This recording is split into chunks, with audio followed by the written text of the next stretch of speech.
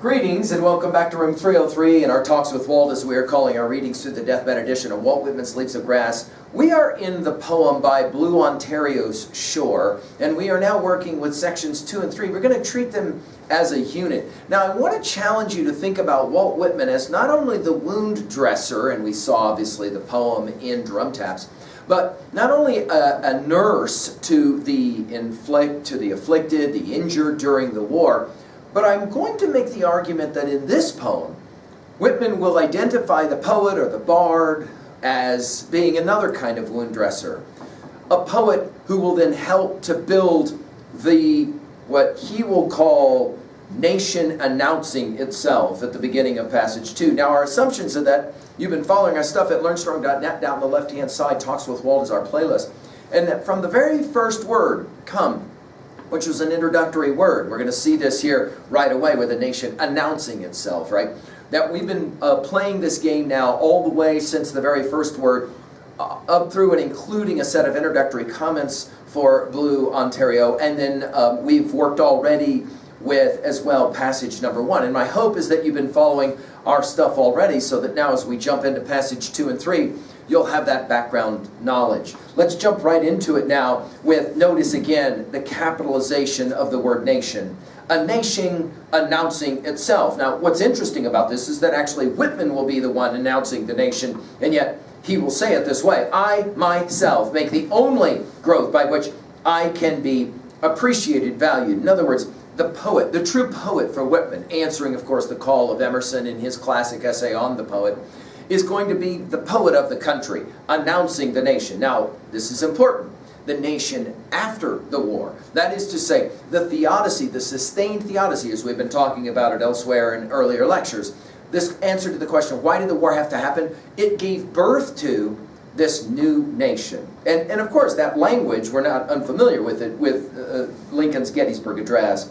He says it this way: I reject none. This is Whitman's inclusivity. I reject none, accept all, then reproduce all in my own forms. By the way, this notion of reproduction, we're going to get to it in further sections down the line. It'll even come sexual with seminal muscle. We'll get this idea that the poet Whitman is the one who actually gives birth to the new nation. I think very much borrowing from that language of Lincoln's Gettysburg Address.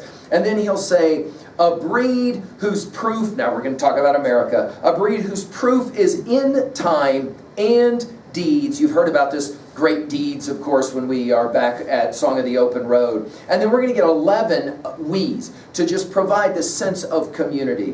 What we are, we are. Now, of course, this will take us back to Tennyson's Ulysses of 1842. That which we are, when equal temper of heroic hearts made weak by time and fate, but strong in will to strive, to seek, to find, and not to yield.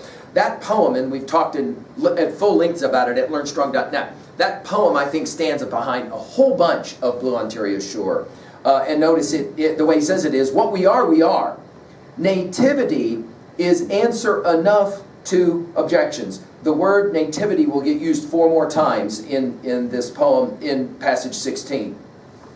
We wield ourselves as a weapon is wielded. Now I find this fascinating, that after commenting on the technology and the weaponry of drum taps, now we're going to use new kinds of weapons, new kinds of technologies to grow a new nation. Notice, we are powerful and tremendous in ourselves. Again, notice it's not in myself, it's in ourselves, this sociological view.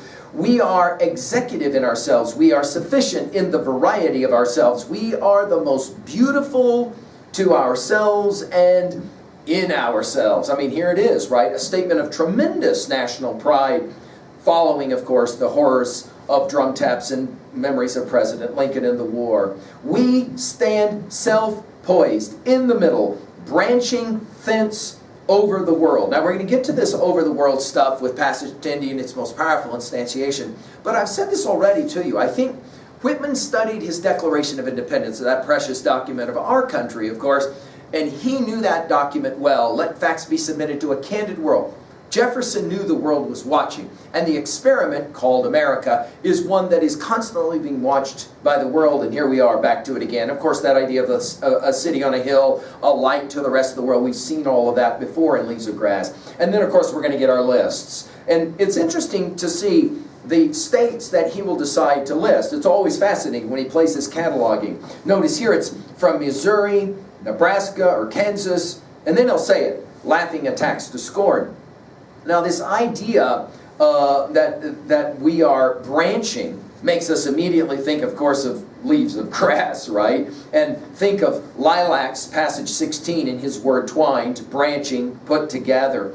But now this notion of laughing attacks to scorn. You'll remember this in the Song of Myself 11 with the swimmers passage, that the word laughing got used. But here it's noticed laughing attacks to scorn. In other words, he's going to make the argument that after you've gone through the absolute hell, back to our sustained theodicy, of the war, there isn't any kind of attack from the outside that would ever scare us again, because we endured the worst imaginable attack, the attack from the inside. That will be his argument.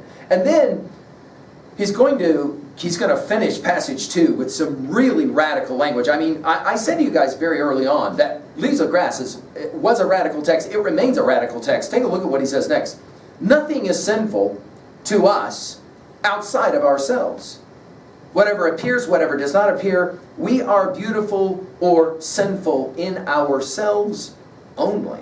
Now, you will remember back in starting from Paumanok passage 7, that he makes the argument there is in fact no evil.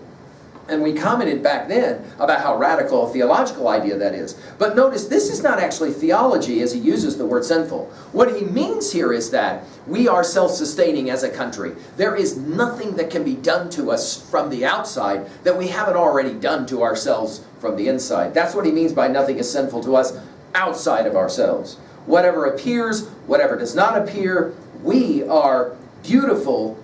This word beautiful here is more like the word complete, right? Although I think there is some St. Augustine going on here. We've given lectures on St. Augustine's Confessions elsewhere at learnstrong.net. But I think there is some St. Augustine. We are beautiful or sinful in ourselves only. In other words, the argument that he's making is we are a nation of nations. And that's in fact how he will say it, okay, as we'll get into it.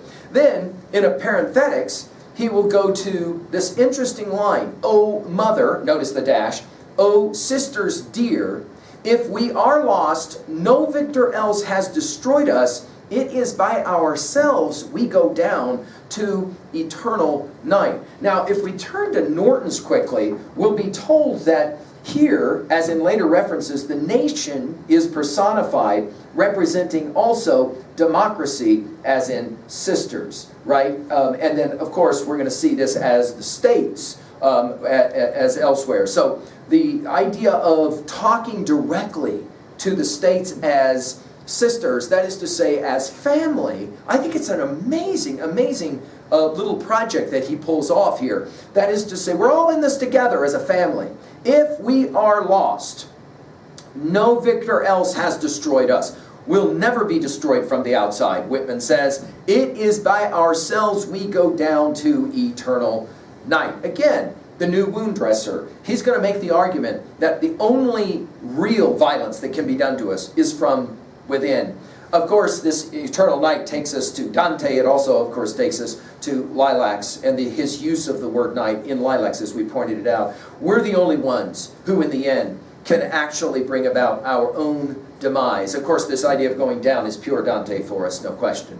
And then in passage 3, he continues with this very intimate kind of rhetorical argument. Have you thought there could be but a single supreme? There can be any number of supremes. Notice the dash. One does not countervail another any more than one eyesight countervails another, or one life countervails another. This is a compelling argument for inclusivity, for the celebration of the individual within that inclusivity. It is quite a remarkable political theme that he is suggesting here, that we are all individuals unto ourselves, but somehow or another we all go together. We all fit together. And no one position is more prominent than another position. We all are in it together.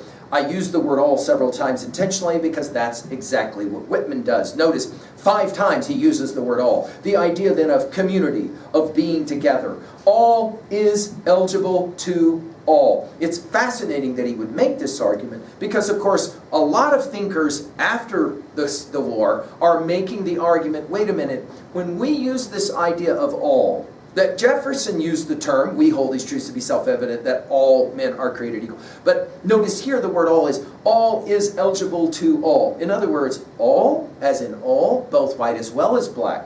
That is to say, all, notice here, all is eligible to all is for individuals, all is for you. No condition is prohibited, not God's or any. I mean, I can't tell you just how radical this language is, especially when it's published by Whitman in his time.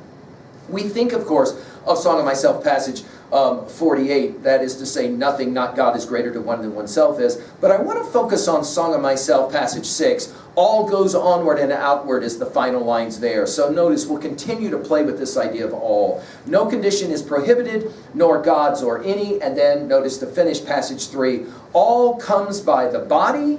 Only health puts you rapport with the universe. Now this idea of health is, of course, political health, no question.